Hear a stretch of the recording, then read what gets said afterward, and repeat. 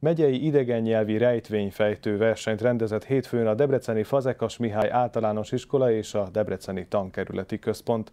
A vetélkedőn angol és német nyelvű feladatokat oldottak meg 5.-8. évfolyamos gyerekek, akik a megye 22 iskolájából érkeztek.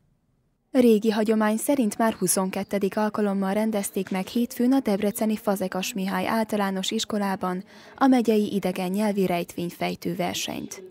Angol és német nyelvű logikai és általános intelligenciát átölelő játékos feladatokkal várták az 5-től 8. évfolyamos gyerekeket. A tanulók Hajdú-Bihar megye 22 iskolájából érkeztek a vetélkedőre, amelyet a Debreceni Tankerületi Központ közreműködésével rendeztek meg. Azért is fontos ez a verseny, és azért tartjuk meg, mert amit órán, elméletben, nyelvtani szerkezetet, szókincset elsajátítanak, itt most a gyakorlati életbe kell alkalmazniuk, szótát használhatnak, hogyha véletlenül egy szót nem tudnak, ez nem hátrány, de az ügyesség és a tudás alkalmazása a lényeg.